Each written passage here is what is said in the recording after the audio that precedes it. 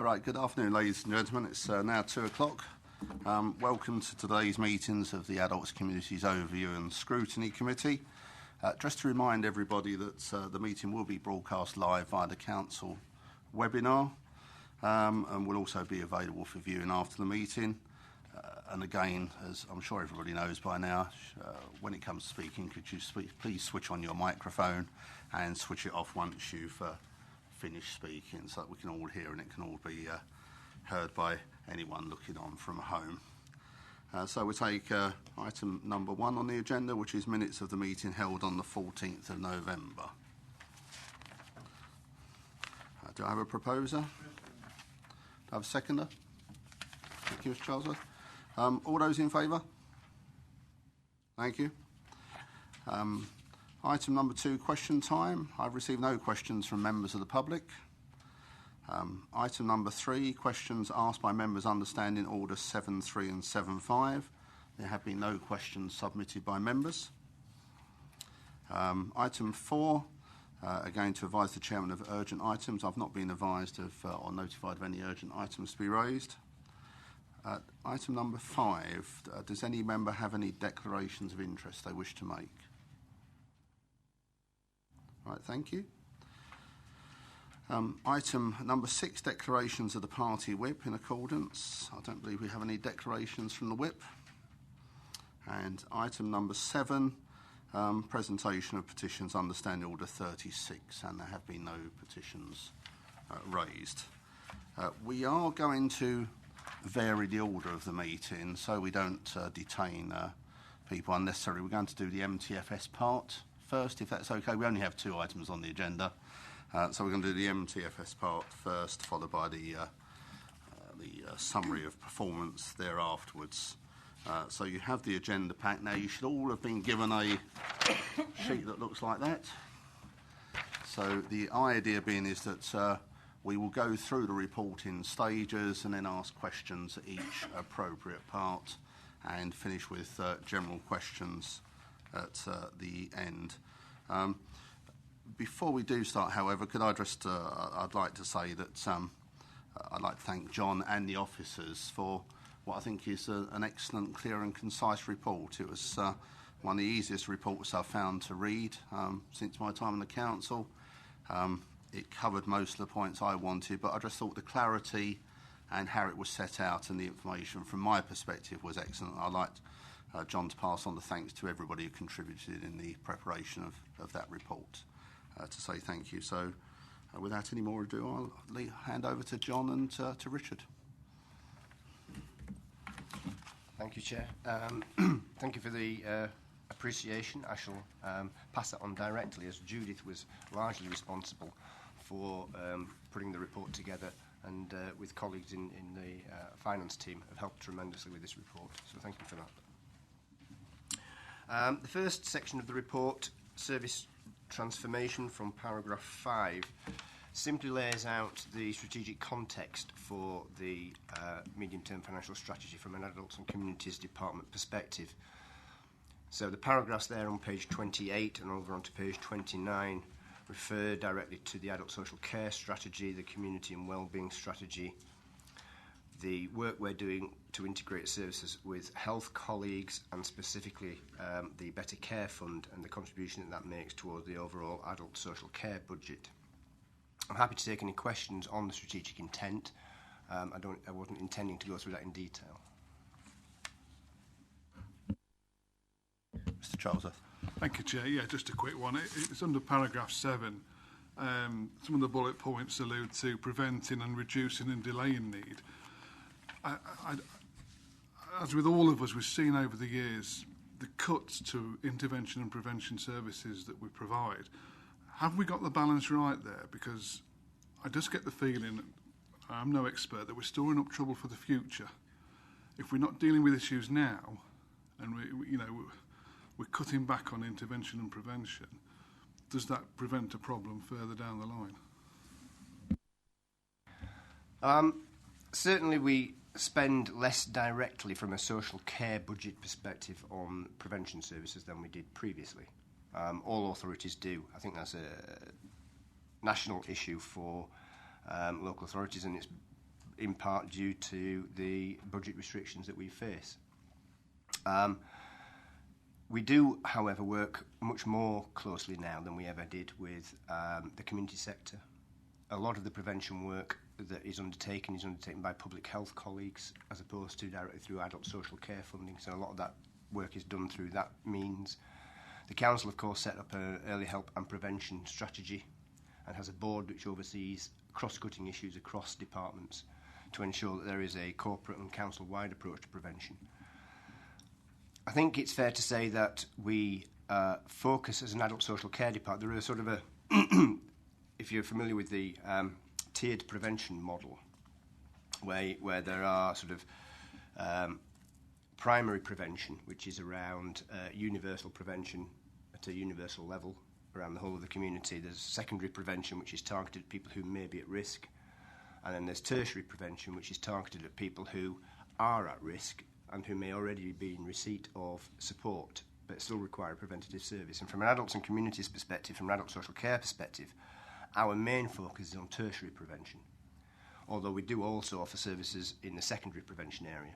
But the primary prevention and much of the secondary prevention is generally seen to be more of a public health function because that affects the whole of the community, not just people who would be normally engaged with adult social care. Do we have any further questions on that section, Mr. Nye? Hi, John. Just a quick question, really, on paragraphs 8 and 9. It says that by 2020, the Department of Health requires us to integrate between social care and the NHS. And then, have I got it right in paragraph 9 that we've already started on that integration, or is that something for future years? Because 2020 is halfway through this MTFS. Yes, there is still a requirement, a policy requirement that health and care services should seek integration by 2020. And certainly within the Better Care Fund guidance, those authorities who wish to can move to a different level of integration and move away from some of the current restrictions around the BCF. We are still progressing that. We're doing that in a whole host of ways. So we're seeking to integrate locality teams based around primary care, so what are called multi-specialist care providers, which bring together social care, community health services and primary care. So we're looking to do that in every locality. We're bringing together what we term Home First services, which is our in-house reablement service, together with community health services and therapy services.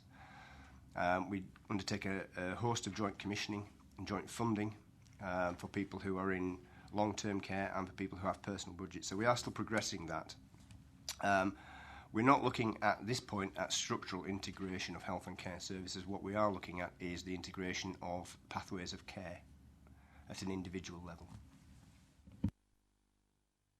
Dr. Bremner. Sure. Same page, paragraph 11. Part of the remit we have is of culture, well-being in the communities. And having visited the hub as one aspect of that collections hub, within that part of the strategy, there's an opportunity not only for service, but income generation. And I might take the opportunity to come back to that a bit later. Thank you.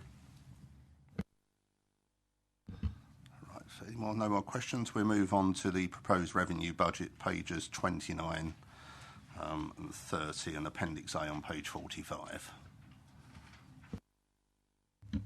Thank you. The first table under paragraph 14 outlines the departmental budget for 2018-19 and also a forecast budget through to 21-22. As you'll see, the net budget for the department is forecast is 132 million for 2018-19, rising to 136 million by 2021-22.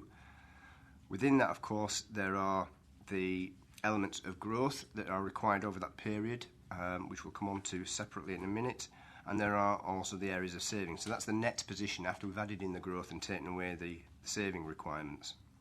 And you'll see that there is a small growth in the overall budget anticipated over that period. I would draw members' attention to paragraph 15, which details that those figures do not include inflationary costs. be they on the basis of price or pay inflation, which are met through central contingency as part of the County Council's medium-term financial process.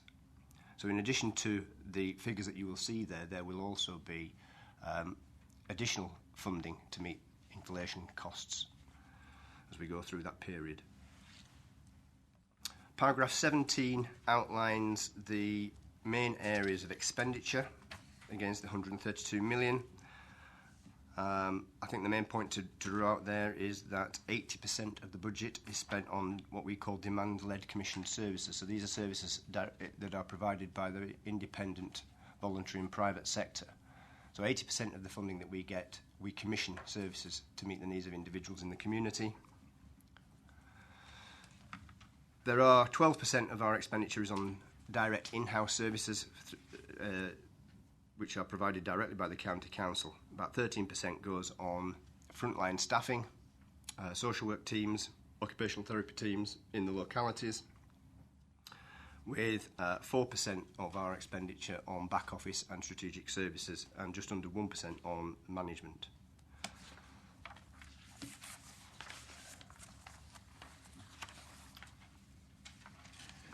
Moving on to page 30, paragraph 22, we start to outline the growth requirements for the department over the medium term.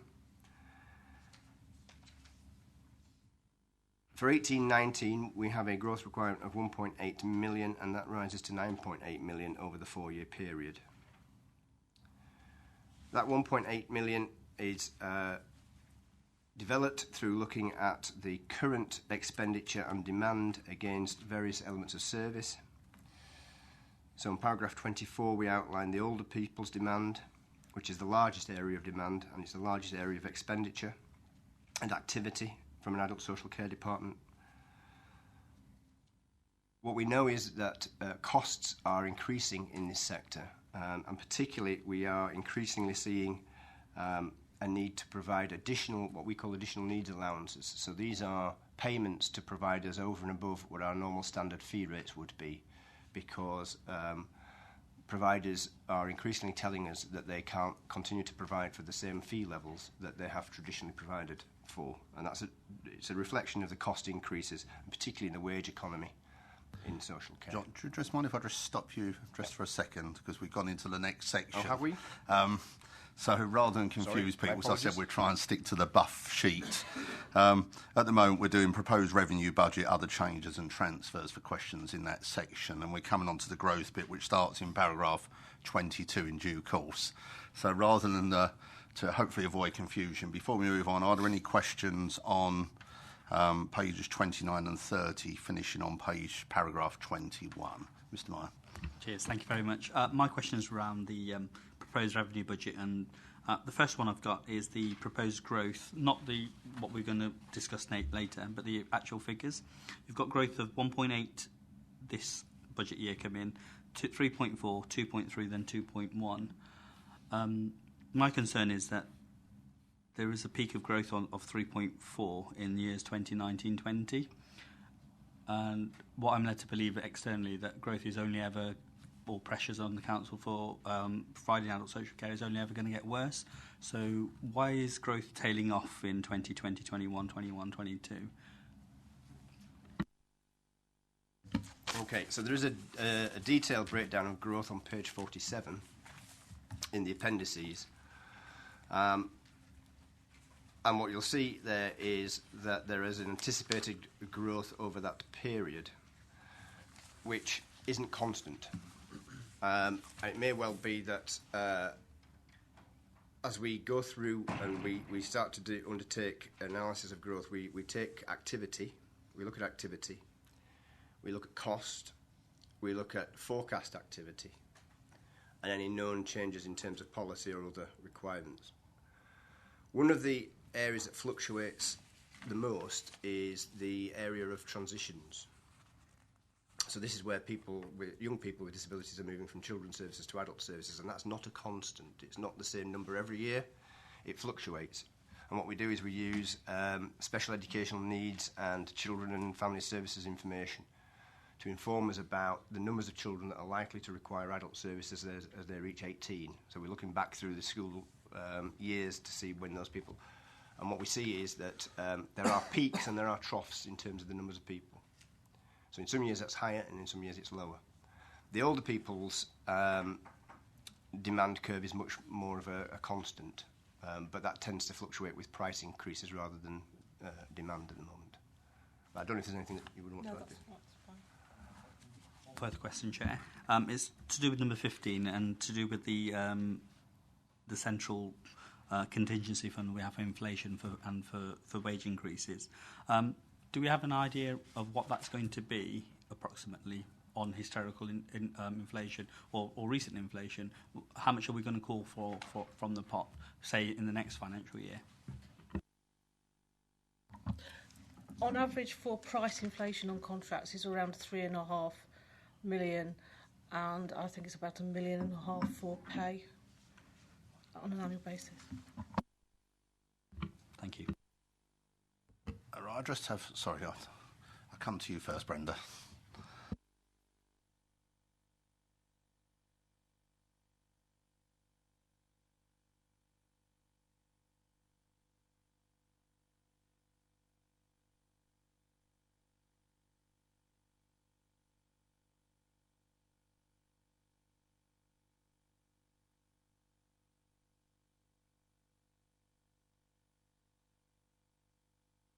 Certainly, yes. So the Better Care Fund is a joint funding arrangement between the NHS and the local authorities. The majority of the fund is funding that the NHS put into the pot, and so the NHS are the largest donor and the local authorities are the largest recipient. So when the fund was established, it was established primarily to provide protection for social care services, and what they did was they provided funding through the Department of Health, through the NHS, which was then passported to local government to provide social care services. So the reason that that's in brackets is that that's an income stream to us, as opposed to an expenditure. And just one from me, John. I know we spoke about this earlier. Can you just perhaps expand on the difference in the care pathway figures as to why the figures are distorted between East and West, and how central costs come into that, so that the committee are clear on how the figures are calculated?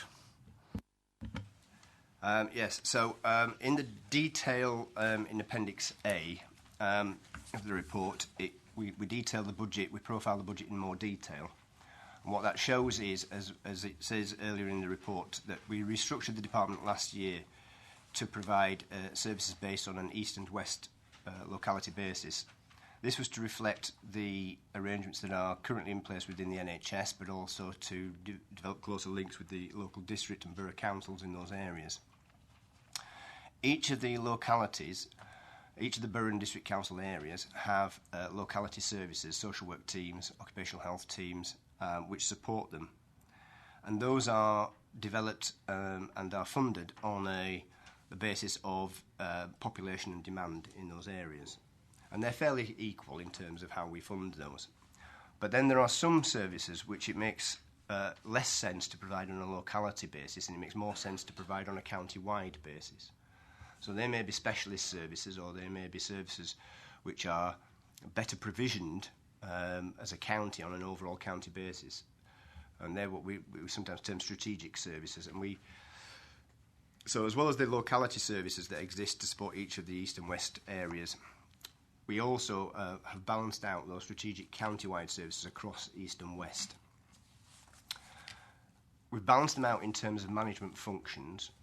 They're not necessarily balanced in terms of financial expenditure. So some of those areas we expend more money than we do in other areas, but in terms of the activity that's taking place, they're balanced in that way. And because we manage them on that basis, and because the financial hierarchies follow the HR hierarchies closely, it just means that there isn't necessarily an equal balance of expenditure on East and West, because some of the strategic services in one area will be more expensive than strategic services in another area.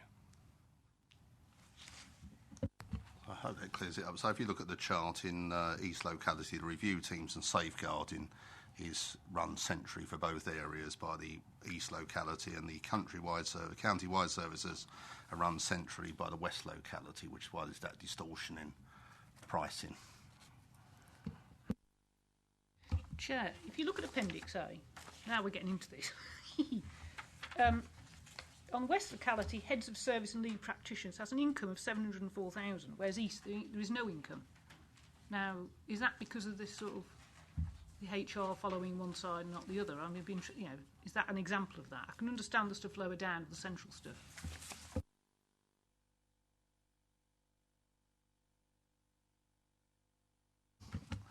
So this would be an example of where we receive income from the BCF, from the NHS, and we've allocated it to certain posts within the structure. So it's how it's allocated from a financial perspective. It's largely NHS income. Right, thank you for that. Any further questions on this section? Right, now we stopped John in his flow, so we now go back to it. So we're now going to the gross section, which is pages 30 to 33, paragraphs 22 to 41.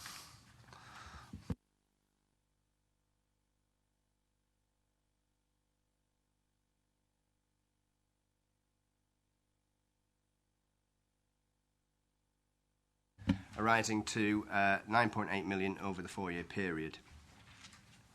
The first area of growth is in older people services, and what we're seeing in that area is an increase in the average cost of care.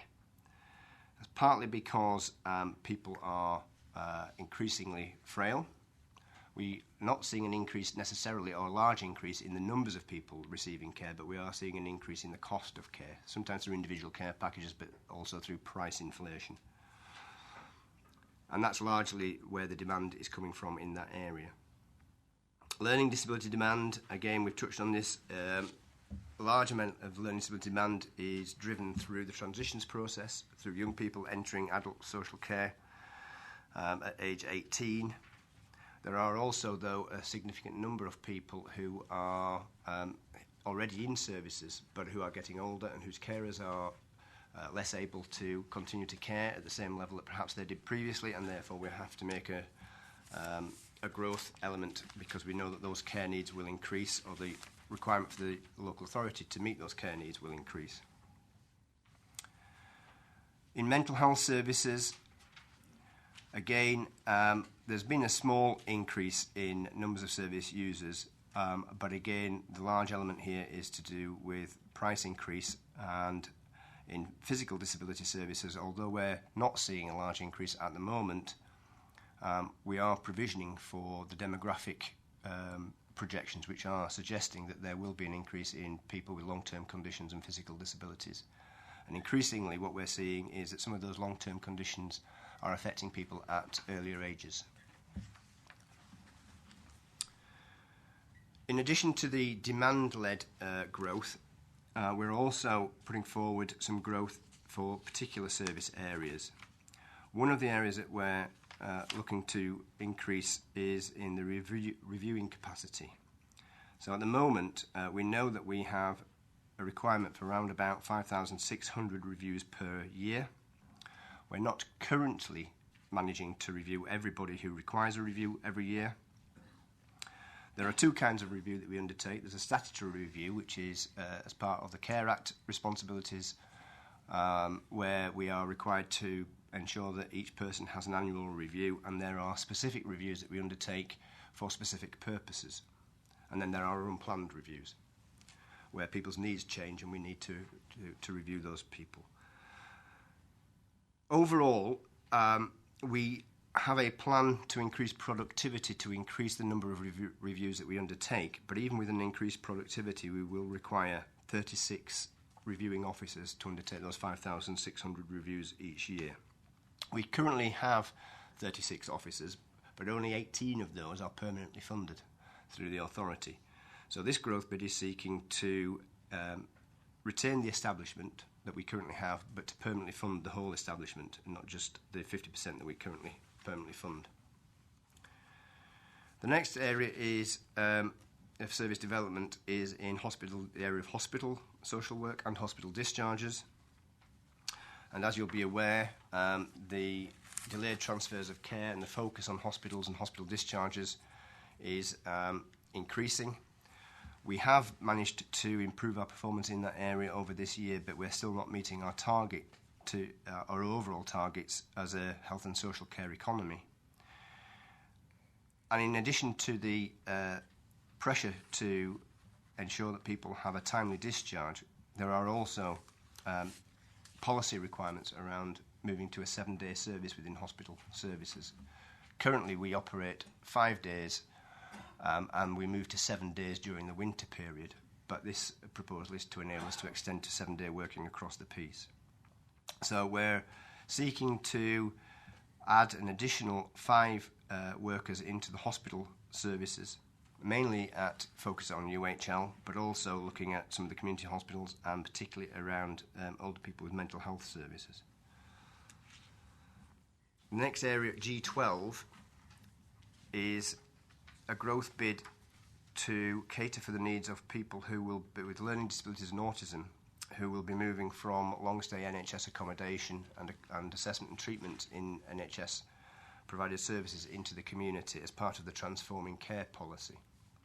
So this was the response to the abuse that was found to be significant at Winterbourne View some years ago, and work has been undertaken to look at where people with learning disability and autism are being accommodated in NHS accommodation to seek to provide those people with more independent living and with care in the community. And we know that for Leicestershire, that amounts to around 26 people who, over the course of the next 2 years, we will need to develop plans for community alternatives. And we expect that that could amount to £1.5 million for the County Council. That's a figure that is at the moment only an estimation because we don't have the overall true costs of care for those people, and we won't know that until they've each had an individual assessment. G13, there is a reference to the Adult Social Care Support Grant, which was a one-off payment from the government, which will be removed in the next financial year. And then there is a reference at paragraphs 40 and 41 to the continued pressure that the Council faces in assessing people for the deprivation of liberty safeguards. And whilst we have managed to successfully address the backlog of assessments in that area, the number of referrals that we are receiving continues to rise as it does nationally. And it's at around about a rise of around 25% per annum. And therefore there's a requirement there to meet the cost of the increased referrals that are coming into the authority. And we'll also take paragraph 42 into that as read, which is the appendix, because it slipped through on the buff sheets. We've got paragraph 41 and it starts at 43 again. Do I have any questions from members on that section? Michael. Thank you, Chair. You mentioned at the very start about service providers having to meet extra costs there. Does that apply to all of our service providers we use, or just those who were allocated last year? I'll provide an overview, and Judith might want to add some comments. I think it's fair to say that the cost of care is increasing across all providers for a number of reasons. The largest element of that is to do with wage inflation. And that's to do with minimum wage, obviously, because social care is a minimum wage economy, and if the minimum wage goes up, then it has in costs. But there are also other costs which are increasing for providers, not least of which are things like insurance costs, which are escalating. The cost of providing care, the cost of providing equipment, the cost of purchasing supplies and services, and particularly if that's to do with nursing or medical supplies. So the overall cost is going up across the board. It's not to do with our contracting process. It's more to do with the actual cost of providing care by the individual providers, and that is across the board. It's across residential care and it's across domiciliary care. Is there anything you want to add? I just wonder, though, is there a tipping point? I mean, if you're built in, I mean, those costs aren't going to go away and may well increase going forward. Are we always going to meet them to provide service to our service users, or is there a tipping point? I think that depends on how we address demand and how we fund social care going forward. Now, obviously, there's a national piece of work which is being undertaken, and there's a green paper later in the summer. There was the the Competition and Marketing Authority produced a report in December which suggested that local authorities will need to increase the cost of care by 10% over the course of the next 1 or 2 years. It did also say that government should fund local authorities to provide that increase, I have to say. And we're waiting for the government response to that. I've just been reading a report by 26 authorities in the northwest of the country, which does highlight a tipping point for those authorities if they don't do something differently. So I think if we carry on wanting to provide care for all of our residents and don't address demand and don't address some of the strategic costs of care, then there will become a tipping point. Either providers will not be able to continue to provide because they won't be able to afford to do so, or the authority won't be able to afford to provide the fees that are required. So I think there is potentially a tipping point. I think that's why there is a green paper on funding of social care. But certainly from a Leicestershire perspective, as you can see through the MTFS and through the report today, that tipping point is not going to be reached in the near future in Leicestershire. One more, please, Chair. So does that green paper address the threshold criteria as well? Is there a national look at the way the threshold is set amongst counties? I can't tell you that because we haven't got the green paper, and it's still being developed. All we're being told is that it will address the funding issues. It'll consider the responsibilities of individuals and the responsibilities of the state for social care funding. There will also, we're told, there will also be some further reforms to social care, not just limited to funding, but we don't know what they will be. Mr. Meyer? Thanks, Chair. Just a quick one on G10, 29 and 30. I'm just trying to get my head around that. We've got 36 full-time equivalents at the moment. What we're proposing is to have 36 full-time equivalents. But is that now funded from this growth rather than separate individual budgets? Is that what's being proposed here? Yes. So at the moment what we have is half of the staff who work in the review teams are permanently funded on the establishment, and half of them are funded through temporary funding or through reserves. So what we're seeking here is to have each of those staff members, all 36, on a permanent establishment, because that obviously enables us to predict the future, be able to forecast for the future in terms of the number of reviews, and we hopefully won't lose staff who are coming to the end of temporary contracts. I've just got one more question on G11, and it's to do with hospital discharging. And that, I think I welcome this. I think it's important that we work in partnership with UHL to get people as quickly as possible, care packages sorted. But is 5 sufficient? You know, are we going to come back in the next budget and say actually we need more people, and how will we come about this figure? Thank you. We've undertaken a detailed workforce analysis. So we have a report that was undertaken independently by the Transformation Unit on our behalf. I did a piece of work to look at the demands in the workforce and how the work was being allocated and how the work was being undertaken, and the figure of 5 was the figure that they came up with that would satisfy the number of assessments and reviews that we need to undertake. Right, so we're now moving on to savings in adult social care transformation savings. So it's paragraphs 43 to 50, pages 33 and 34.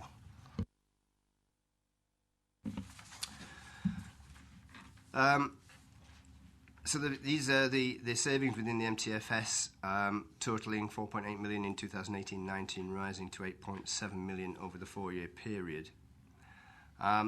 As noted in the report, some of these savings were identified last year and remain unchanged. Other savings were identified last year and have been changed, and then there are some new areas. So the first one, AC1, the Revised Equipment Adaptation Assisted Technology Strategy. This is one that remains unchanged from the previous year, but has savings which go into 1920. Largely, this is an efficiency saving. This is looking at how we internally manage our adaptations team, but also how we work with the district and borough councils through the Lightbulb programme to deliver equipment and adaptations and technology. So the saving here is around an efficiency saving in the way that we provide equipment and adaptations. It's not a reduction in the number of equipment and adaptations that will be available. AC2, the review of long-term residential placement costs. Again, a 3-year programme. This is seeking to look at the cost of providing people with care in long-term placements. It's predominantly aimed at people with learning disabilities, although not exclusively. And what we're looking at is where we've got very high-cost placements, working with providers to review individual care packages, but also collectively working with providers around the model of care that's being provided to see whether or not there are efficiencies that could be made, and in fact whether or not some of that care could be more proactively provided to promote people's independence, and whether we could use equipment rather than staffing. So sometimes when we have one-to-one staffing or two-to-one staffing for individuals, is that staffing requirement necessary? Could we develop other forms of care?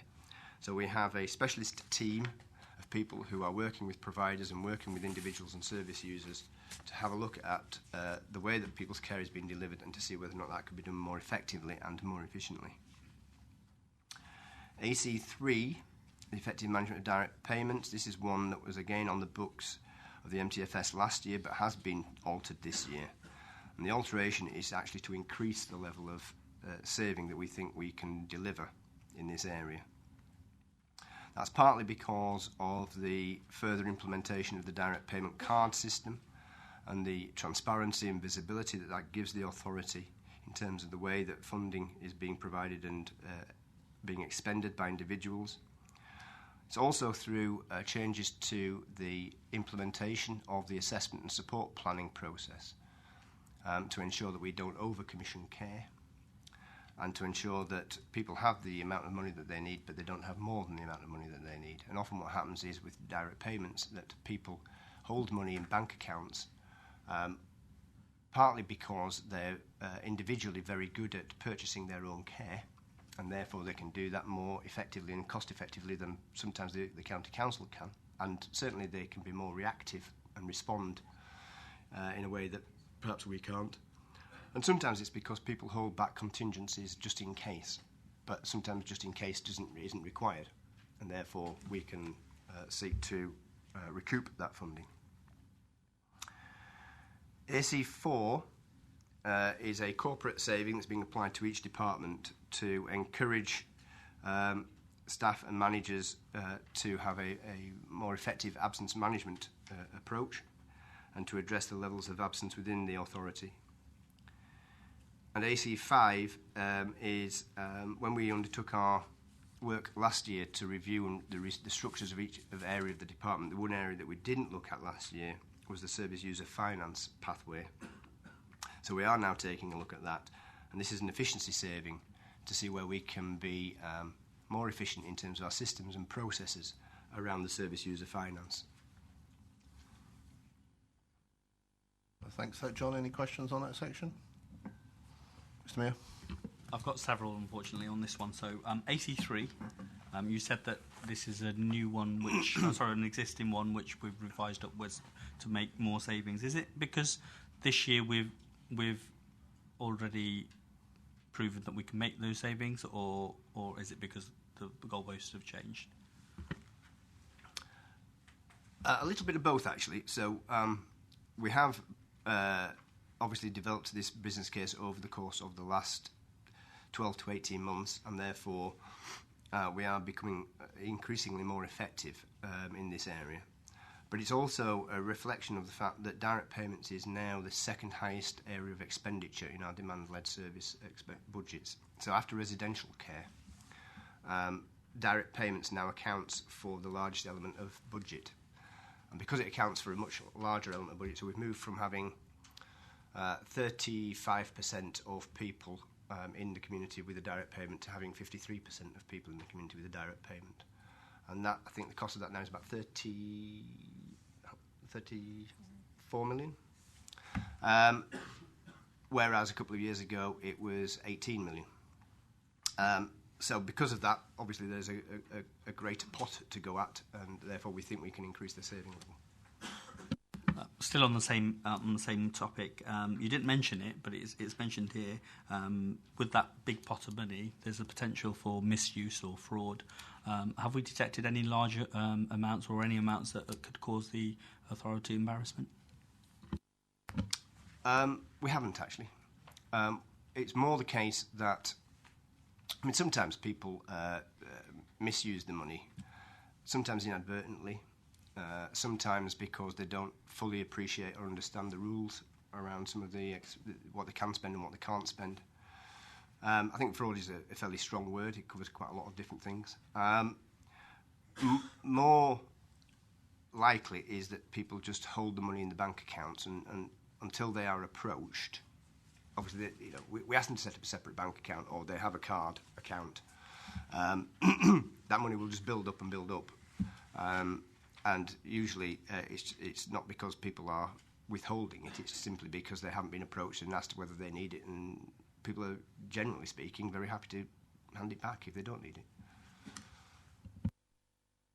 Just a final question. So are we handing over money to people who say they need a care package because we've assessed it, but then we find out that they haven't actually spent any money on personal care or very limited amount on personal care? Is that what's happening? I wouldn't say that people don't spend any money on personal care, but it just simply doesn't cost them quite as much as perhaps we first thought. So, for example, we might assess somebody who's coming out of hospital, and they may require 4 calls a day, and they may require 2 carers when they come out of hospital, and we'll give them a personal budget that covers that. But once they've been at home for a period of weeks and months, it might be that they say, well, actually, I don't need 4 calls a day, 2 carers. It might be that they say, well, actually, I don't know, my wife, daughter, whoever, neighbour, can actually provide one of those calls. If it's a lunchtime call, it's to provide me with a lunch, and actually somebody can do that for me. So they cancel the call. Or it might be that they say, actually, having 2 carers coming in 4 times a day is actually quite intrusive. And actually, a lot of the time, people will try to reduce the amount of formal care that they receive because actually they don't want that many people coming in and out of the house all the time, and it interferes with other parts of their lives. So they reduce the level of care, but until we go out and review it, we wouldn't necessarily know that if it's a direct payment. If it's something that we directly commission, we would know immediately that the care company was reducing, etc. But if it's a direct payment where we're giving the money to an individual and they're buying their own service, until we go out and review it or review the card expenditure, we wouldn't know that. So that's where the money builds up from. Right, we're now moving on to departmental savings, paragraphs 51 to 67, pages 35 to 37, Appendix C as well on page 49.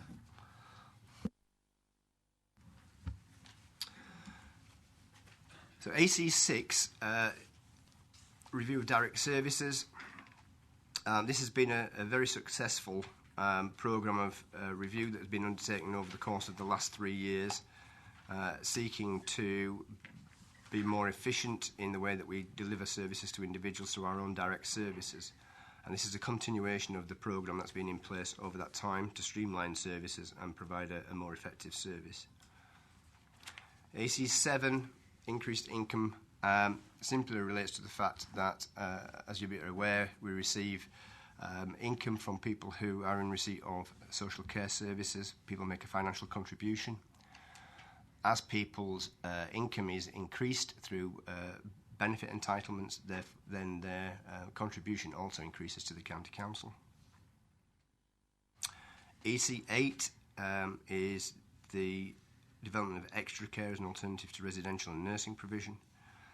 And we continue to develop extra care schemes, and we have a new 62-unit extra care scheme which has just become available in Loughborough at the back end of last year, and over the course of the next 6 months we'll be seeking to place people within that property. AC9, the review of supported living costs. This relates to the re-procurement of supported living that was undertaken last year, and the implementation of the new provider framework with 5 providers covering the county. And as we implement that framework, we'll undertake individual reviews of each service user and seek to ensure that they are in receipt of the correct amount of care. AC10, the reablement review. savings here in this financial year are largely around unspent staffing budgets. So we have an underspend in our staffing budgets. We are managing to provide the reablement service that is required through the hospital discharge programme, but we still have a number of posts that are vacant, and so we're simply taking away the vacant posts, or the funding for those posts. AC11, review of community life choices. Again, this relates back to the re-procurement of the community life choices in last year. The new framework that's been implemented with the changes to the commissioned weeks of service and the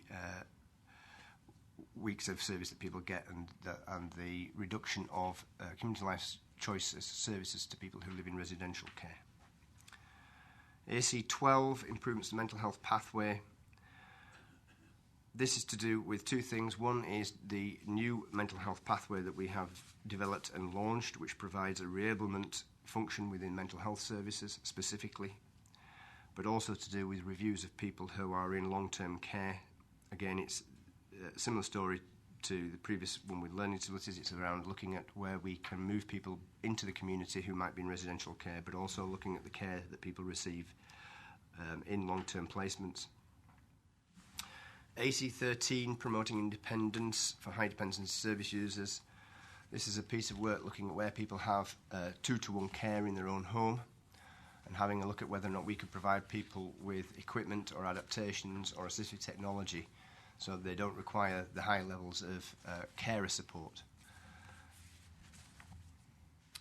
And AC14 is a new area where we've identified that there are a significant number of people who have a very small provision of social care services.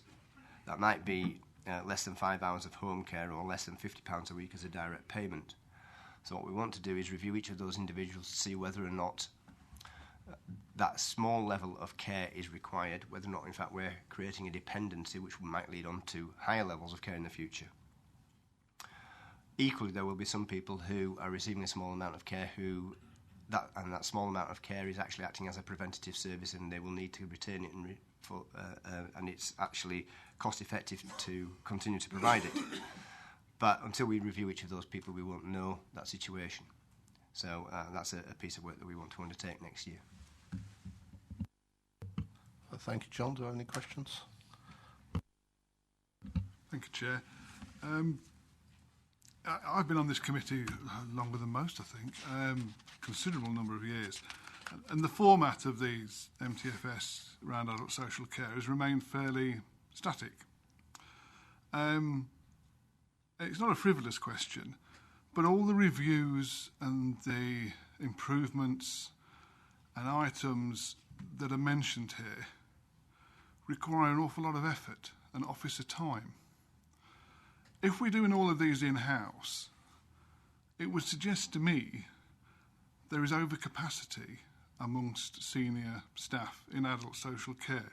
If they can do all of these reviews and improvements all of the time, constantly, and that's the way it appears to be, having read report after report each year, why under departmental savings do we never get a reduction in senior staff? We often hear at the front end where we lose people for whatever reason in libraries or whatever. But the capacity for doing all these reviews must be immense, and they happen all the time. So it's not a frivolous question. Why have we got so much capacity to do all this ongoing stuff? I know services have to improve and things have to change, but it's constantly, and you can, they're in well over a dozen here of ongoing reviews and stuff, but we never reach the end of anything. So it's not a frivolous question. Is it ongoing all the time, and do we need all this capacity? John, and I know Richard wishes to speak as well. Okay, the first thing to say is that the reviews are not undertaken by senior managers. The reviews are undertaken by reviewing officers. It goes back to the growth bid that we talked about. It's the 36 reviewing officers that undertake all of these reviews. In terms of senior managers, we have an extremely lean management structure in adult social care. In fact, if you can show me an authority that has a leaner structure, I'd be very happy to have a look at it. But I probably only know of one. Last year, when we undertook the workforce strategy implementation, we took out over 25% of the management costs of the department. And we now have a structure which has only 4 tiers between myself and frontline staff. And we employ 1,800 people in the department. It's an extremely lean management structure. And as we said, I think earlier in the report, if you look at the management costs, senior management costs, it's less than 1%. It's 0.7% or something of the budget, which is a very low figure, actually. And of course, adult social care is an area of business which requires quite a lot of assurance and quite a lot of oversight, and is not something that can be provided without a good deal of management control, actually. So I would suggest that our management structures are comparable with the best, is what I would say. But Richard, I think you wanted to... Yeah, thank you, Chairman. It's an unusual question, sort of thing I'd normally expect from the right of my party.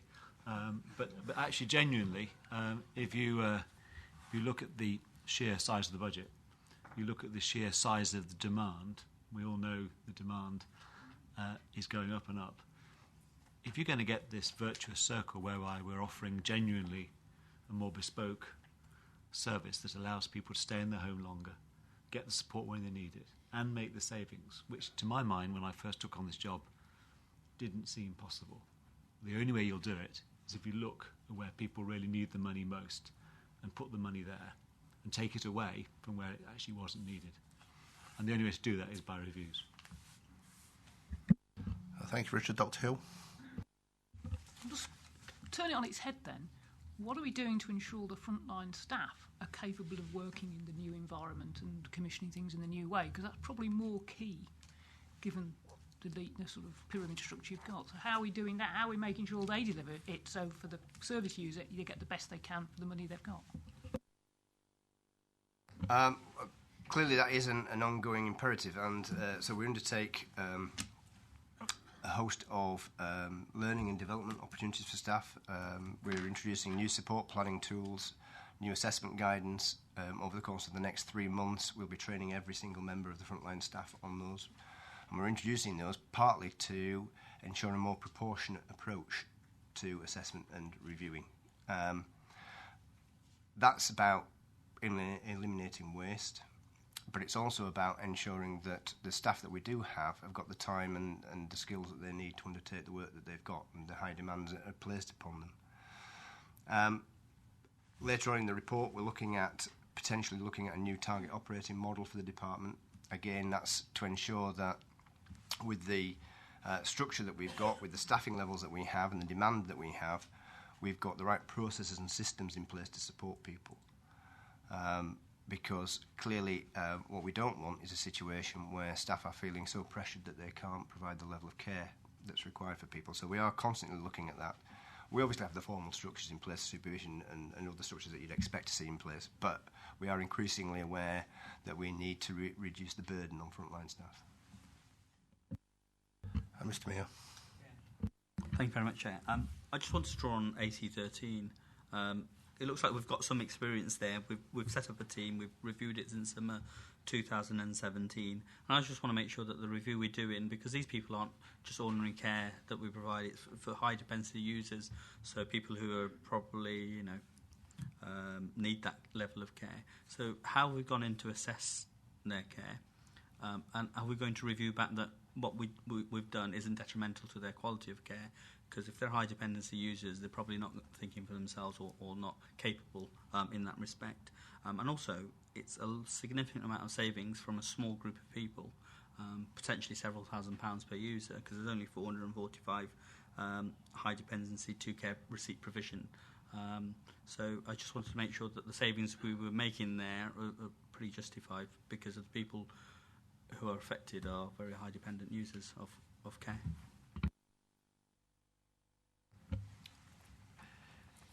Yes, this is a an area of activity that has been progressed in many parts of the country over the last 2 years, and there's quite a large evidence base for it now. It's something that other authorities have undertaken ahead of Leicestershire, actually.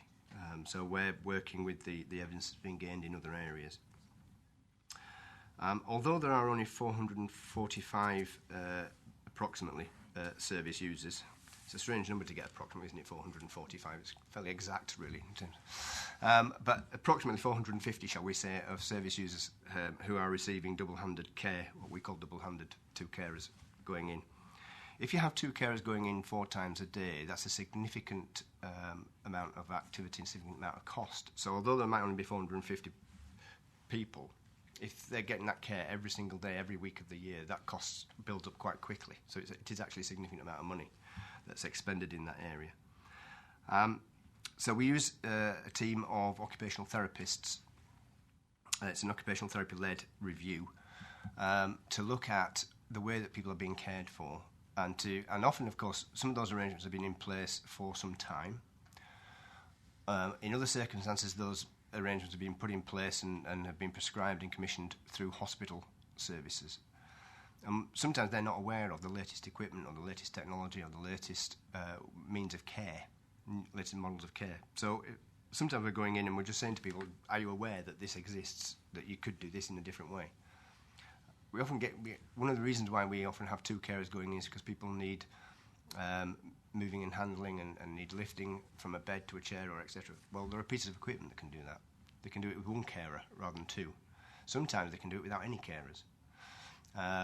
Sometimes it enables a husband or wife or other person in the home to provide that service when we're not there. And as you're probably aware, although we provide 4 calls a day, if somebody needs help with toileting activities, they don't want to wait until 3:30 when the carer comes in. If they need to use the toilet, they need to use the toilet. So it's better actually if they can do that for themselves rather than having to wait for the carers coming in. Richard.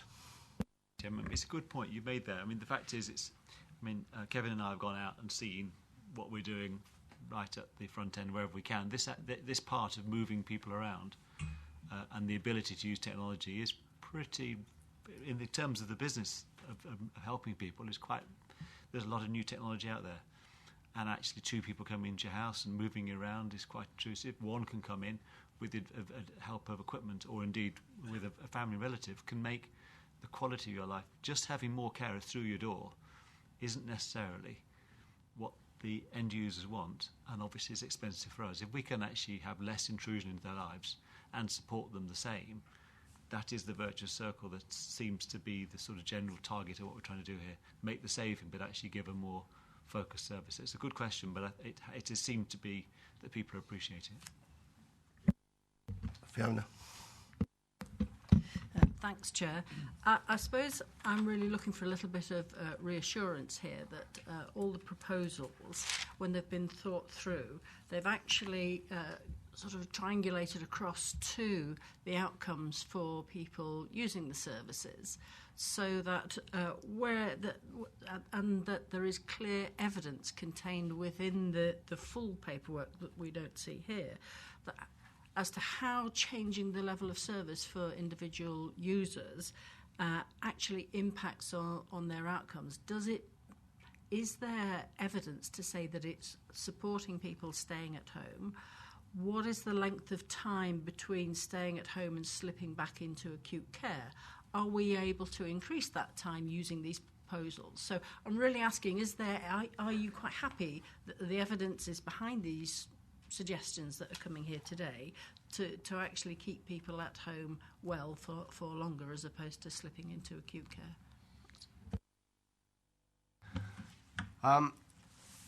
Yes, I think we can evidence that. We don't necessarily evidence that across each individual saving. We don't kind of look at that level. But obviously, as we later on in the afternoon, we'll be looking at the performance report. And as you see through the performance report, there are measures in there which are around how long people are at home after hospital discharge and how many people are still at home after 91 days, and etc. And how. So some of those things are measured in that way at an overall scale.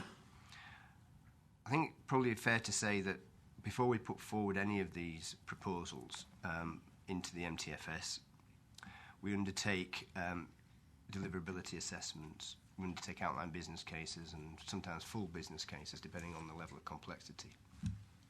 And those are scrutinised not only by people in the department but also by other colleagues within the council and sometimes within the NHS. So the work that we put in initially is to ensure that we are not only going to be cost effective but actually that the proposals we're putting forward are not going to be detrimental in any way to people. And certainly our first priority is to make sure we do the right thing before we consider whether or not that's going to make a saving. Richard? Yeah, it's just because I'm new to this area, so I've been learning a little bit like you. What struck me is that everybody I've spoken to in John's organisation went into adult social care, not necessarily as a thing they ticked after leaving school or university, but they've ended up there because they wanted to care for people. And many of those people have gone through the ranks and are sort of heads of service in the department now. They all want to care first. And budgets and all the stuff we're seeing here today is as important, but they are all carers. And the one thing that I've found so far is that there's incredibly good morale. So despite, I couldn't understand how we could be dealing with this level of financial pressure.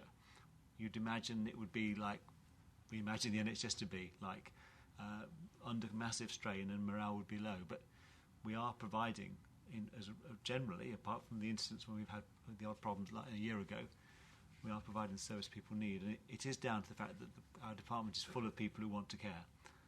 And it's not a scientific answer, but it certainly is the one that I was most gratified with when I've gone around meeting the people. Yes, I think you're absolutely right.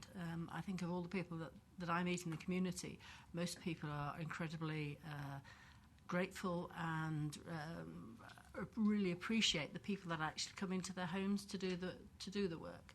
I think what I'm really talking about is more at system level, where it's imperative, I think, that the new processes being brought in or where services are being changed, that they're done in such a manner to keep people away from sliding into acute care or returning into an acute care setting. And I think that's where the evidence is less convincing rather than the actual one-to-one quality, which I agree is really high and appreciated. So I think that's where my main thoughts were. But thank you for that. It's very reassuring. Right, if there's no further questions on that section, I'd just like to add my own comment as well, that I've been on this committee since I became a councillor, and you know, a lot of what's in this budget is the result of reports that have come and been very well debated at this committee and been looked at in depth. And I think we've always asked the sort of questions that you particularly raised, Fiona, as making sure that the service delivery is there first and foremost. If savings follow, that's a benefit. But I would like to assure people that this committee is very active in looking at these things. And of course, it's open to all members of this committee to make suggestions on things they'd like to review. But you know, the recent one, for instance, on detox that we spent a couple of committees looking into, I think we went into it in great detail because obviously there is a potential risk there for the council in terms of losing funding if we don't get it right as well. So it's not just a question of doing it right, but also it's making sure we protect the funding for the future. So we now move on to Communities and Wellbeing Savings Transformation, pages 37 and 38, paragraphs 68 to 72. Thank you. So the Communities and Wellbeing, AC15, this is a continuation from previous years and it remains unchanged from previous years. So there are no new areas of saving in this MTFS that were not present in the last MTFS. So this is connected with the development of the smart library technology, the creation of a collections hub, the review of some service areas such as mobile libraries, the Green Plaque Scheme, the online services and Century Theatre, and a further review of staffing structures. But there are no new areas of saving within the community wellbeing services. Dr. Hill. Thank you, Chair. Just in paragraph 69, it talks about decommissioning care online, which is something you may wish to do. But I did notice in the performance stuff, he did talk about how people felt we weren't brilliant on getting people information. This was trailed when it came out as everybody can get all the information online now and it'll be a wonderful way of doing it, and now we're going to stop it. So my question is, what are you going to do instead? Because if people aren't happy now with the amount of information they're getting, how are we going to improve it?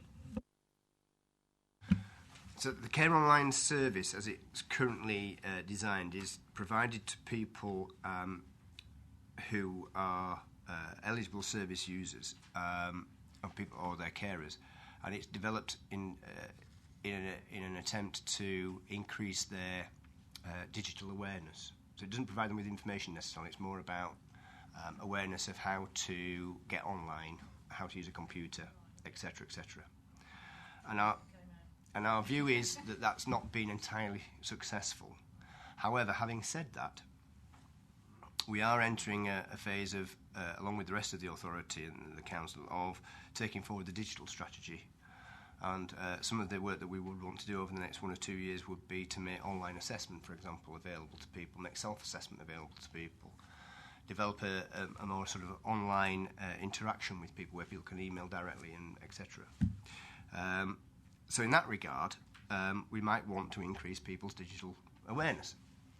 But I think that we need to review the current service and perhaps look at a different service model going forward. Thank you, John. We're now moving on to savings under development, pages 38, 39, paragraphs 73 to 83.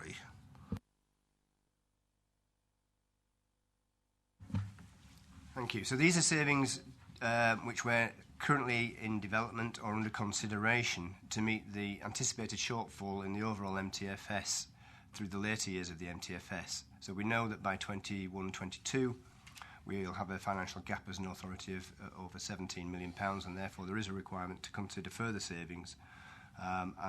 The areas that we're going to discuss now are areas that we are currently working on. So we're currently in the process of doing those deliverability assessments and outline business cases that I spoke about earlier. So the first area is lower cost adult social care provision. And what we're looking at here is the potential for the council to invest, possibly invest in a capital scheme, possibly develop a partnership or a joint venture with an independent provider of care and support, and possibly look at supporting the building of extra care or supported living services, where that might promote people's independence and mean that people don't have to go into long-term care.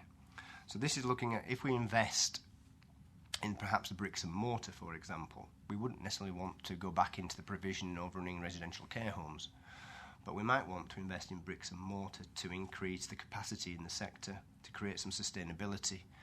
We know that 40% of care costs are what are sometimes termed as hotel costs. So they're costs of buildings, of land, of sometimes of profit that goes into that, where providers have to pay off large mortgages, etc. So could the council use capital to invest, which would create a revenue saving downstream? Would we want to go into a strategic partnership with an independent provider over a course of a number of years, which might help us to increase the capacity in the market? We might want to reconsider having a block contract with a provider, for example. So that provides them with some stability over a 10 to 15 year period, and in return they may provide us care at a reduced cost because they know that they've got a regular income stream. So they're areas that we're looking at. The Home First area goes back to some of the points that we've just been discussing actually. So we want to develop services with our NHS partners which keep people out of hospital and which get people home from hospital and keep them at home. If we do that successfully, that should mean that fewer people go into long-term care. It should mean that people don't require quite such a large amount of care in future years if we are successfully keeping people at home, dealing with crises, supporting people when they need it. So again, that potentially means a long-term revenue saving for the authority, although clearly we would need to invest in the Home First service model in order to develop that. And then over the page on page 39, I mentioned earlier we're looking at the operating model for the department. So we spent the whole of last year restructuring the workforce. We managed to do that with an efficiency saving of £1.5 million. But clearly we need to make sure that the operating model that we have is both efficient and effective for not only for the people who receive services, but also for the people, the staff and the officers who provide the services. So we want to make sure that our systems and processes are up to date and modern, that we've got the right model of care, that we've got proportionate responses to people, that we're reducing waste and simplifying wherever possible. So over the course of the next 12 months, we want to work potentially with an external partner to develop the operating model for the department. And the last area is on the place to live, which is looking at developing a programme of work over a number of years which would reduce admissions to long-term care, predominantly for working age adults. Again, it relates back to potential capital investments, looking at where we can provide people with independent living in the community without the need for long-term care. That might mean people who are currently living at home with carers who are struggling to cope. It might mean people who are currently in residential care in long-term placements and moving them back into the community. It might be working with providers to look at where they've got registered care facilities and to work with them and say, well, actually, could you develop this as a more independent living scheme rather than a long-term care home? So there are a number of areas that we're looking at there. But again, what we know is that not only is it better for people to receive independent care in the community, it's, on average, more cost-effective for the council. It doesn't cost us as much as long-term care. And over the course of a number of years, as people become more independent, it actually costs less. So they're those areas that we're looking at there. Mr. Mayor. Sorry, I'm going to hate to say this, but I'm going to say this. Didn't the council own some council care homes already, and what happened to those? Because that's what you described in that first part, you know.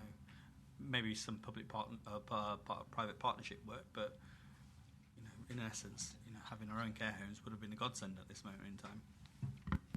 If somebody prices to provide care, provide a building, they write the building off over 10 years, for instance, because they don't know they get the contract in future times.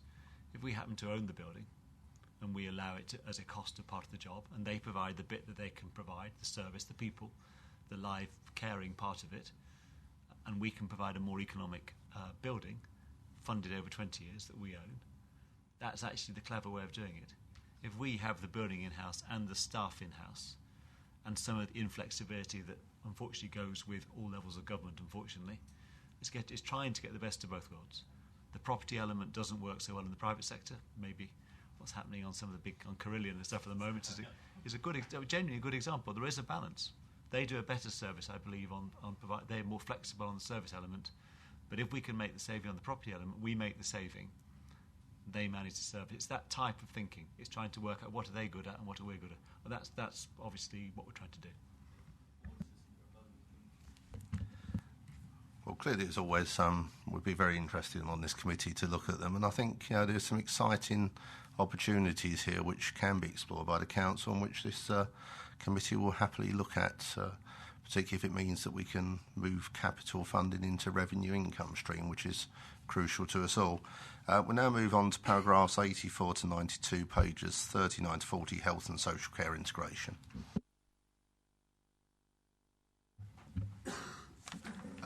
Thank you. So, again, touched on this earlier, there is a requirement for health and social care services to continue to develop joint service provision and joint commissioning of care. And it's particularly important that that joined-up care is effective at the point of delivery for service users and for patients. As the committee are aware, there is national guidance for the NHS, which has been developed through the Sustainability Transformation Partnerships. And as part of the Better Care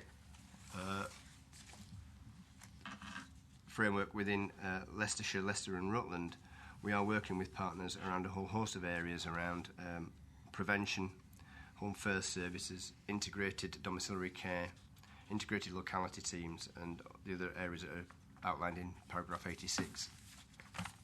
And we'll continue to work closely with our health partners to that end. We mentioned earlier the Better Care Fund. The Better Care Fund is currently worth over £33 million. As I said earlier, the County Council receives £25 million, £17 million to protect social care services, but an additional amount of money to commission additional social care services on top of that protection factor. And from last year, there was what was called the Improved Better Care Fund, which provided funding directly to the County Council over the course of the 3 years. It's non-recurrent funding, but it's provided directly, which doesn't come through the NHS. And again, that enables us to start to develop transformational activity as well as meeting the cost and demand pressures for social care. There is, as we've discussed in committee, a requirement, an increasing requirement to focus on delayed transfers of care and to ensure that they are no more than 3.5% of occupied bed days. And we've reported the current performance of the County Council in that regard, and we'll be looking at the performance report later in the committee this afternoon.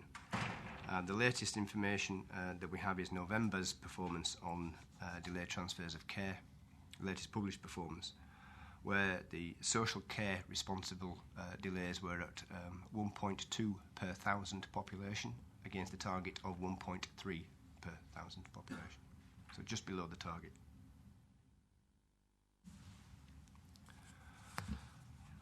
Stunned everybody into silence on that section. So no questions there. We move on to Sustainability and Transformation Plan, paragraphs 93 to 97, pages 40 and 41. I'm not sure that there's much else I can say that I haven't just already said. There is the NHS Sustainability and Transformation Plan. It is a requirement that all NHS organisations develop a plan. There is one for Leicester, Leicestershire and Rutland. The 5 bullet points at the top of page 41 are a summary of the work that's been undertaken through that process. New models of care being developed, reconfiguration of hospital services, redesigned pathways of care, operational efficiencies, and looking at sort of back office functions.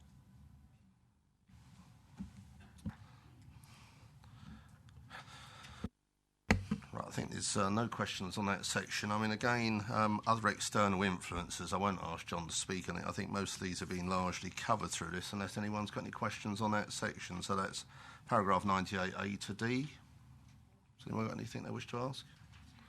Right, so other than that, we move on to other funding sources, paragraph 99. Sorry. On this section or last section? Right, so we're going to other funding sources, paragraph 99 on page 42. Thank you. I'm not sure much I can add to the text. It's simply a list of other grants that are available to the County Council that the County Council receives, or funding that the County Council receives to meet the needs of both the adult social care and the community and wellbeing services. Dr. Bremner has a question. Sort of statement and a question. In the other funding, I'm going to actually sort of link this into the question I had earlier about the Heritage Hub. I know what you said earlier on page 37, that it's an ongoing aspect of development in terms of revenue and capital. But in future years, the heritage area is an area which is funded, and in future years, if that hub is developed, then funding should appear in this section, or hopefully appear in this section. The collections hub, in terms of resource and funding source, you have development of a hub. I was going to say this earlier, another point, but I think it's useful to get it in now, is that you have a new hub which has access, has product, which could be priced. When I talk about product, I'm thinking about collections which could be scanned, an arts collection, and I'm linking what I'm saying because in terms of the the remit of this committee, it is also heritage, and I think its voice also needs to be heard within the committee. And in the Cabinet report of the 12th of December, there's a section on page 45, which in para 13, which is commercialisation within a savings under development section. And I think as we develop the hub, I think there's opportunity to be imaginative about access and charge if it's required, but particularly around product and price, which could be developed from the collection. It's just something to float. Yes, absolutely. I think we would be. We'd always welcome opportunities for further income generation, and there is a piece of work within the authority to, as you've rightly pointed out, was referenced in the last cabinet papers, to look at where we can be more commercial and where we can develop commercial gain from the activities that we undertake. And that piece of work is going on at the moment, so there is a piece of work, a piece of analysis being undertaken to that effect. And we're working with colleagues around that. I think there are some restrictions to the amount of income that we can achieve through, for example, the collections hub. So, for example, the collections hub will include the records office, and I don't think we're allowed to charge people for access to the actual records office itself, although there may be elements of charges that could be applied to specific activities. We are undertaking a process of trying wherever possible to digitalise records. So we have a partnership with an organisation that are digitalising records in the records office. We're also digitalising the museum's collection, and that will be available to people online. Or parts of it will be available to people online. But if there are other opportunities that we could take, then we'll certainly look into them. Mr. Charlesworth. Thank you, Chair. The War Pension Scheme Disregard Grant. Yeah, what is it, please?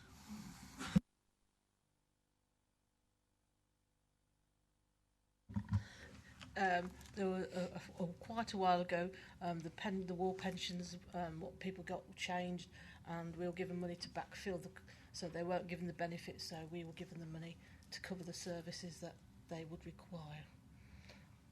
And is that money used for that purpose still? It is used for supporting people in that area. I'm not sure we can directly allocate them to war pensions, but it helps the people in the older areas who do need that service. Yeah, Mr. Mayor. On a general theme of what we discussed before on the potential impact on our budgets or our finances going forward, can you remember the delayed transfer of care that we weren't hitting the budget? The target in November. Some authorities had given up and hadn't set a target. Do we know if any of them been fined or had any of their funding withdrawn or reduced? Do we know? And what's our position on that one? Thank you. Our position is that we have received a letter from the Secretary of State informing us that we will not have a reduction in our Better Care Fund allocation for this year, and we don't expect to have, based on current performance, we don't expect to have a reduction next year. Of course, the rules can change, and there are 5 local authority areas that are having restrictions on their funding and are having directions on their funding. Thanks for that, John. And it's the last section now, and I won't ask John to speak, and I think it's fairly factual. We've got the capital programme there going through into future development, so it will just be simpler to take questions on that area if any members have any on that section. Is that a question, Mr. Mayor? I've got to ask a question because of historic rather than present. Is that we had an issue with Charnwood regarding the Disabled Facilities Grant money. Do we have an understanding with all our districts regarding who is entitled to what portion of that funding going forward? Thank you.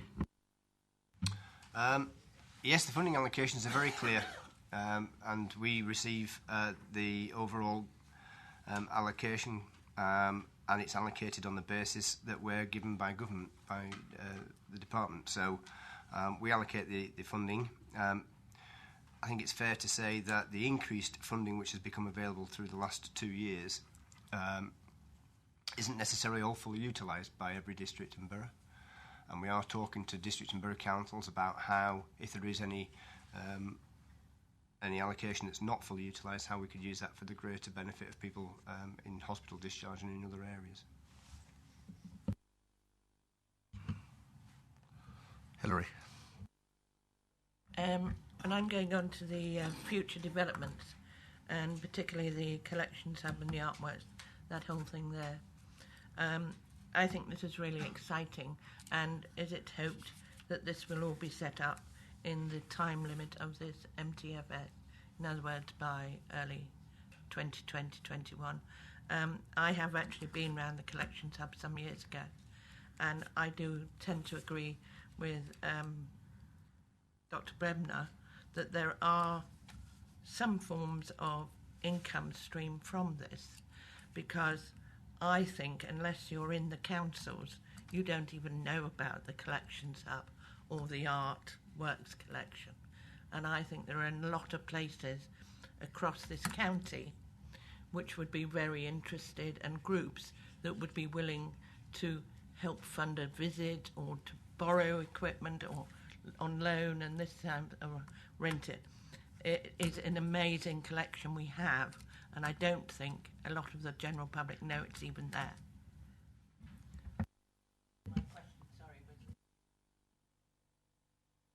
I think Richard wants to comment on this one. Yeah, Hilary, thank you through you, Chairman, for asking the question. It is paramount to me that we do go ahead with the hub, because without it we can't make the savings. So much savings tied up with it. More important, I think it's the right thing to do. If Byron is sitting behind you, it will fall to Byron as the head of finance to make that decision in the very near future. As far as I know, we're heading towards making that decision. It's a big commitment, a massive commitment actually for this council. One of the big commitments. It will lead to many of the benefits you say, but it will go. I believe it'll go ahead, and I hope that I'll get some nod. I'm getting a smile. I'm hoping for a nod as well. Thank you, Chair. I'm not sure there, Richard. Did you get a nod? Right, we've come to the end of that report. I think it would be wrong of me not to thank John, who has answered all the questions, I think, to our full satisfaction, and expanded on those points. And I think it adds on from where I started. I think it was an excellent, clear report, which has, I think, enabled us to target our questions accordingly. To actually just say a quick thank you to Judith, who sits to the right there, an incredible ability to convert very dry numbers into relevant facts. So she's very good at it, and it makes my job a lot easier as well, and I'm glad it worked as well. Thank you. Yeah. Right, that was a subtle ploy there to give John 5 seconds to recover before we move on to the next report, which is the performance report. I think Matt Williams is joining us. Thanks, Matt. Just before we start on this, I'll probably explain why we've got an additional piece of paper.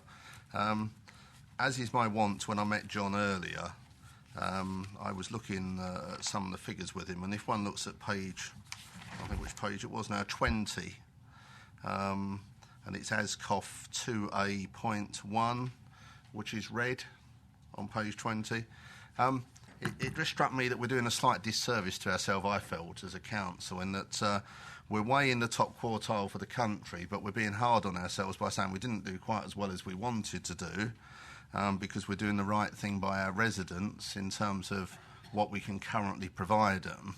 And therefore what John has done is he's provided an additional paper for members which gives a better background on where we've come from historically and where we are and where we match up nationally, which I think provides additional useful information for this committee to look at. So I just thought I'd mention that before we start, as long as you don't mind. So I'll pass over to, is it you doing it, Matt? Thank you, Chair.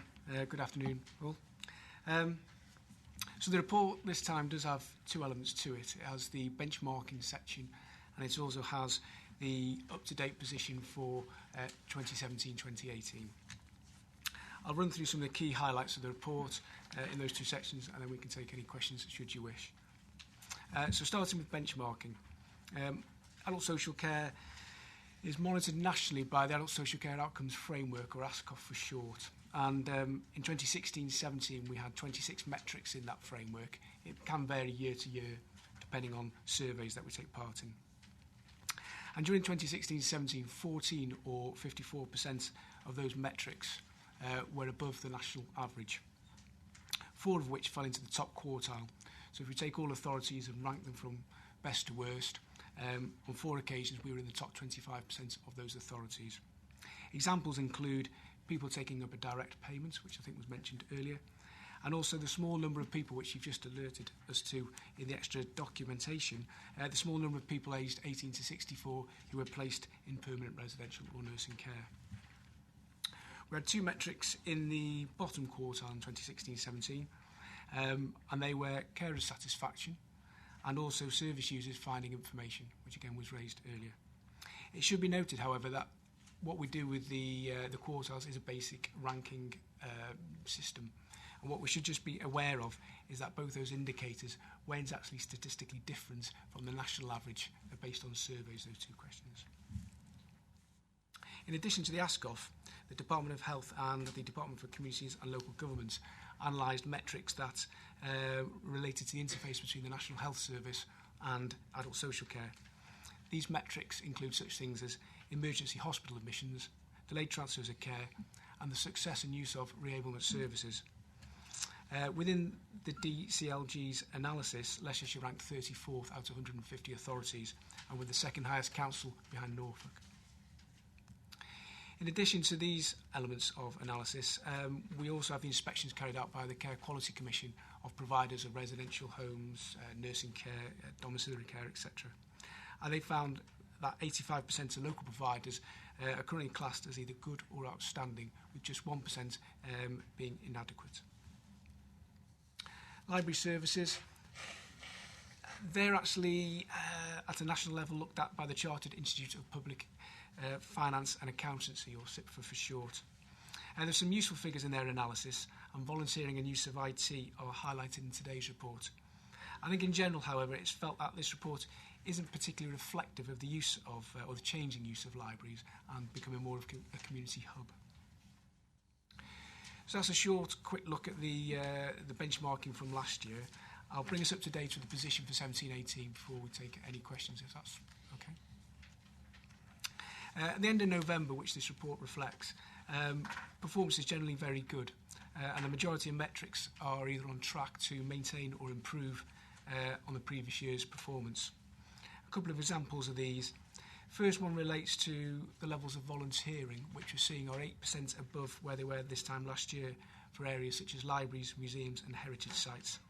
Examples of where people do this sort of thing are where they may come in and support art and craft activities or index and catalogue collections for the Records Office.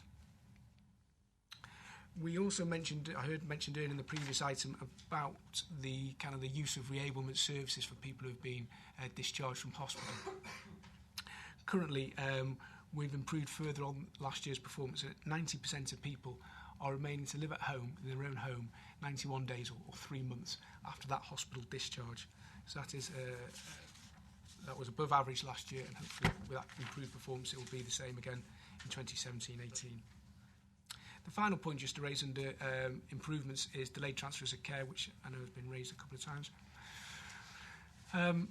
We look at the average number of days that people have been delayed per month, and we can convert that into a rate per capita, as was mentioned earlier. However, if we look at the position of the report, by the way, is the position at the end of October. We use national release data, which is a couple of months in arrears. And at that point in time, the average number of delays delayed due to adult social care was 242 per month, which is less than the 248 the previous year. That figure has come down subsequently with the November release of information just last week. And it's always worth bearing in mind that we try and compare ourselves to similar authorities or regional authorities, and taking that into account, we remain one of the better performing authorities for delayed transfers of care where adult social care are attributable for that delay. Just to finish off, a couple of areas where performance could be improved. The first of these, again, touches on reablement and looks at the proportion of people who had no need for ongoing services following a spell of reablement.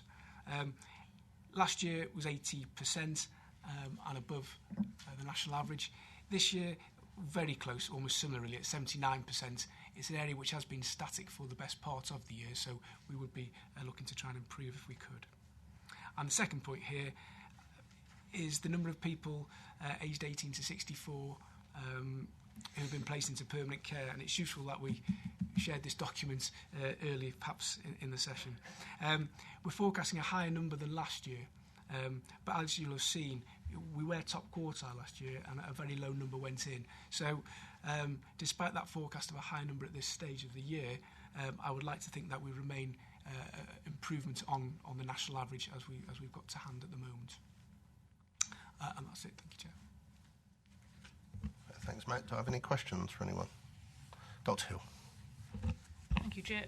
One comment you could probably argue is facetious, and you may not wish to answer it, but you've got the percentage of people discharged from hospital, blah, blah, blah. You don't actually tell us what the percentage of people who died within 90 days of being discharged from hospital. I've just been curious, really. The permanent admissions, it's a lot better than it was sort of a few years ago, which is great. I think we've got to keep an eye on that to make sure it doesn't drift up, because it's something that worries me. And the one thing in here that really stands out for me, is what I touched on earlier, to be honest, is the people feeling they're getting the right amount of information. We still don't seem to have cracked that at all. And it's been something that's been, I was saying to Michael earlier, some things haven't changed since I was last on this committee a long time ago, and that's one of them. Thank you, Chair. Do you wish to come back at all? Well, just on that latter point, I think there are a couple of areas where, as a department, and we've reported this through to committee previously, and it's part of our local account and our business plan for the next 12 months.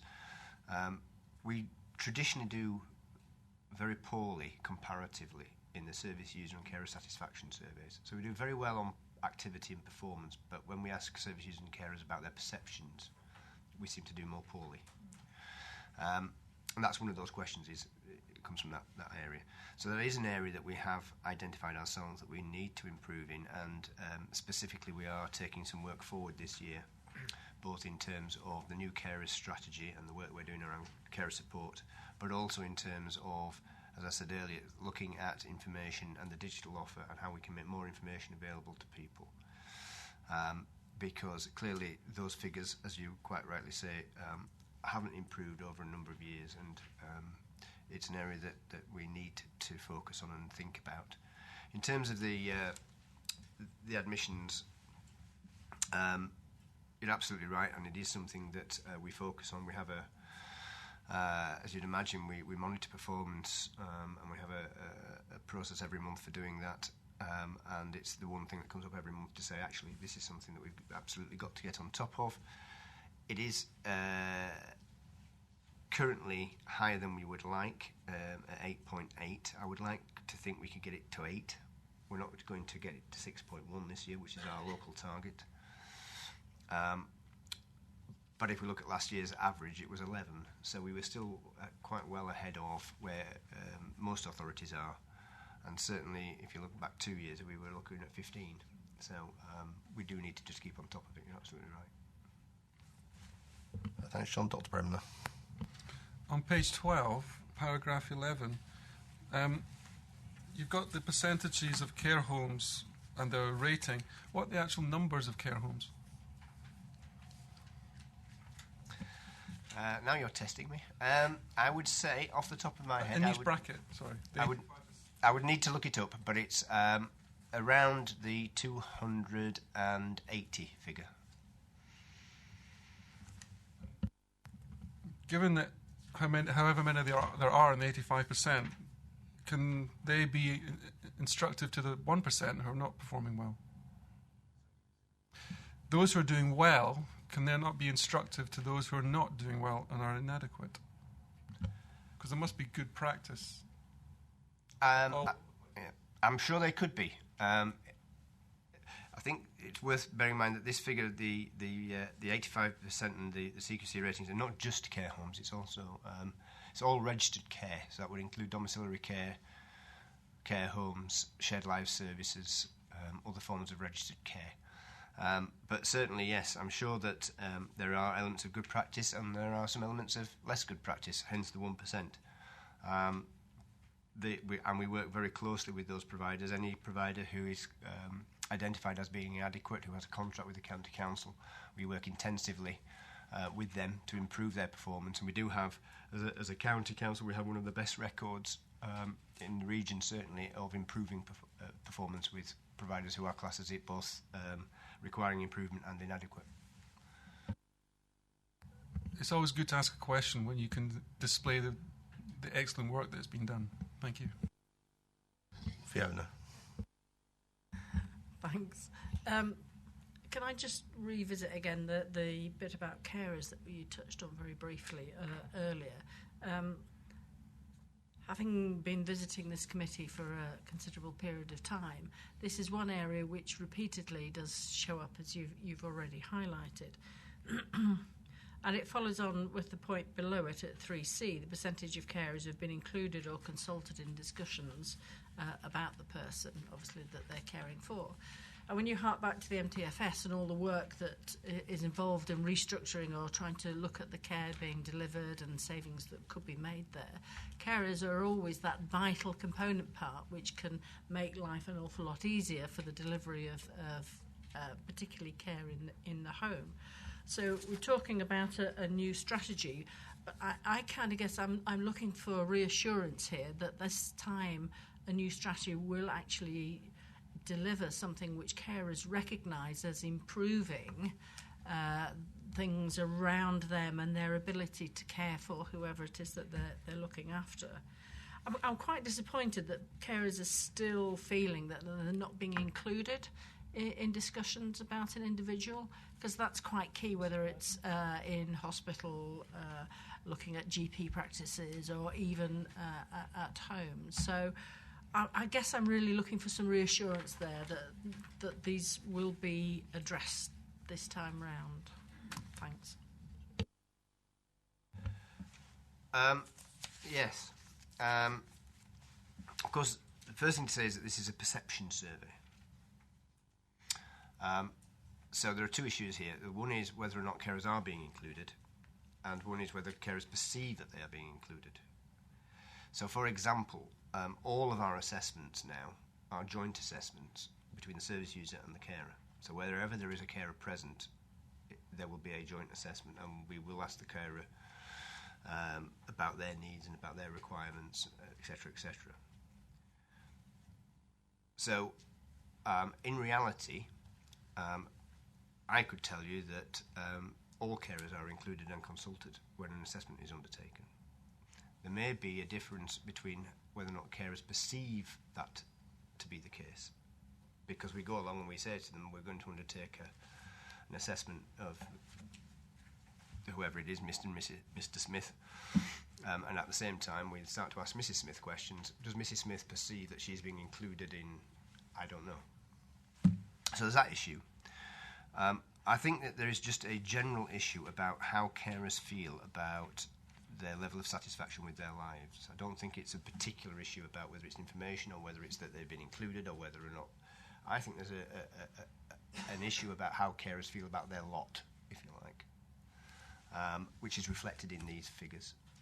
And it's interesting that we have always, traditionally, historically in Leicestershire, we've always had below average performance or when we get these surveys. And Leicester City also have below average performance, if you look at their comparators and the regional. Rutland, on the other hand, have very high performance.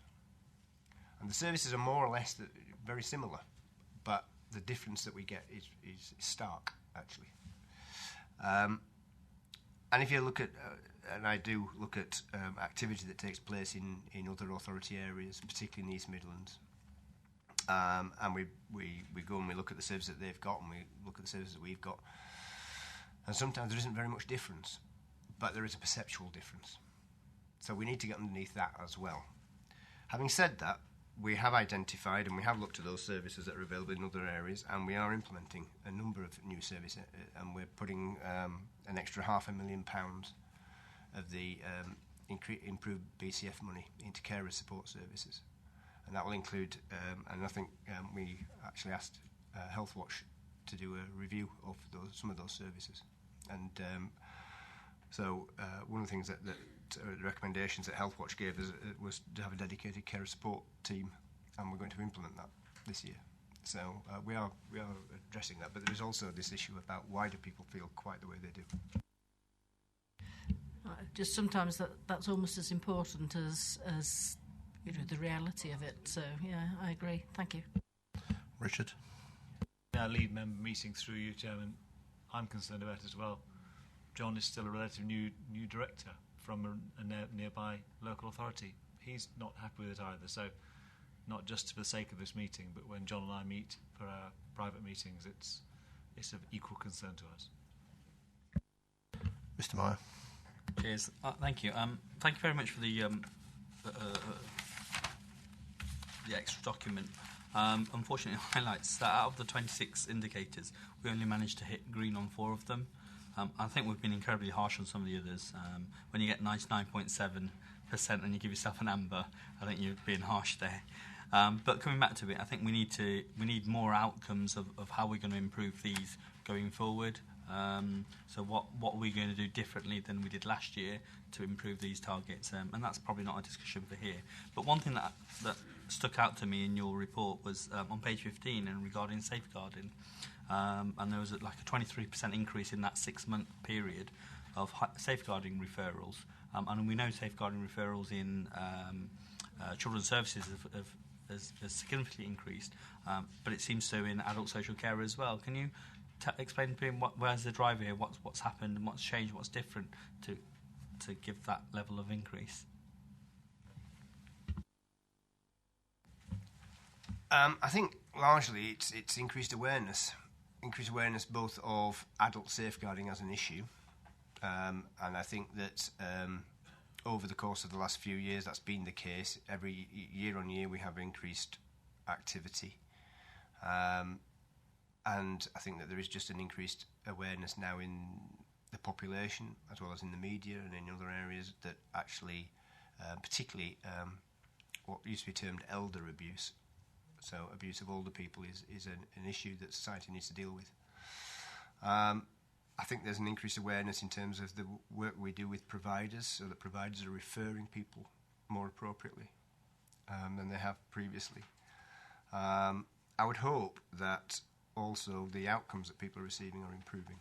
So I'd hope that, particularly we implemented a couple of years ago a policy change around making safeguarding personal, to really focus on the outcomes that people want rather than the process they've undertaken. Because sometimes with things like safeguarding, you can get really stuck on the process and making sure that you've assured and you've got proper process and systems in place. But actually what we want to do now much more is focus on actually what's the outcome that the individual wants, and to make sure that that's what we're addressing. But mostly it's around the fact that the increase in referral activity and the increase in investigations is to do with increased awareness, I think. And I have one final question on volunteering, if you take it. Before you say that, I'd just like to make the comment. It just goes to show our information can be looked at, because you looked at it saying there were only 4 when we were really good. In actual fact, on all but 4, we're above average or in the top quartile. So this is where I don't think colours do us any benefits, which is why I wanted to chart. But again, this is the problem, that it's read in the wrong way, that instantly you're saying because they're not all green. Now, we're never going to be top against 134 authorities in every area. So what we should be looking at is, are the majority of our services above average or in the top quartile, which indeed they are. Thank you, Chair, for clarifying that. Number 12, which we've got the volunteer base, we seem to be moving towards this, but in adult social care and in libraries and all the rest of it, when we're looking at using the voluntary sector, using people to step up, is that sustainable? Is that level of increase sustainable? Or are we going to get to a period now where all the volunteers are exhausted and the new ones aren't coming through because they see how exhausted the other volunteers are? So have we got a contingency plan for that tailing off? Without the crystal ball, I can't necessarily answer that question. I think what we are seeing is that we are still able to recruit volunteers, and that those volunteers are able to work, if that's the right word, or able to volunteer for considerable amounts of time. I think the key to it is making it relevant to people. So if people can see a benefit for themselves and their communities and their families, that they will become involved and they'll get involved. I think volunteering for volunteering's sake doesn't work particularly well, but if it's a local issue, if it's their local community, if it's something of special interest that people are involved in, then people are still very willing to get involved, I think. I mean, we don't use volunteers quite so much in social care as we do in community and wellbeing, for obvious reasons. But at the moment, we're as it says here, increasing the number of volunteer hours that we have, and that's been very, very, very helpful and very beneficial, I think. Dr. Hill. Thank you, Chair. Going back to the question of carers' perception of the sort of service and are they involved, it'd be interesting to know how our culture of our service compares to other organisations, and that could massively affect our perception. It doesn't necessarily mean our staff aren't competent, but it means that they come across necessarily as well as they could, and that might be an opportunity for us. And the other thing that Dr. Bremner reminded me of when he mentioned the CQC figures, I actually didn't think how many providers are at the different rankings, but how many people do they serve? Because the 1% who's inadequate serves 3 times as many people, for the sake of argument, as all the others. That's quite an important thing. Whereas if the 1% serve 4 people, it's not as important as if they serve 4,000. So that's sort of curious. It'd be interesting to see how that compared, how the percentages worked out. Thank you, Chair. I think you're not looking to comment, so I'll go to Hilary. I'd just like to bring up the point that Councillor Meir brought up about the volunteers and whether we're running out of them. I think we tend, quite rightly, we look on these reports at probably some of the more vulnerable people in our community. We also have an awful lot of people in our community that are very healthy as age comparable and are in better positions than many of our ancestors were. Yes, we're an ageing population, but a lot of the population is still very healthy and better financially. I can only speak for the area where I live, and we have loads and loads of volunteers. Quite a lot are well over, I'll be polite, well over 60, but they're active, they want to take part in their community. They have an awful lot of knowledge to partake and to give back to their community that they don't necessarily want to be like some of us around this table as counsellors, or as my daughter tends to call us, the interfering society. But we do have a core of people that, and I think one of the ways this has been proven is with our libraries. I mean, I was quite, and I'll admit it, quite vociferous when, in another place, when they talked about closing the libraries or moving them to the volunteer section. On the whole, this has been really successful, and they are now doing things that the libraries under the council control never did. They're having cafes, they're holding quizzes, they're opening it up to the population, and the older people, especially when the children come in, the school children, are now partaking with them that they never had direct contact with before. So I do think we have to, I would hope that when Jewel reaches these great ages, some of our volunteers, he will be volunteering as well still, because that's where it comes from, is getting them young and also the older ones. So that's what I want to say.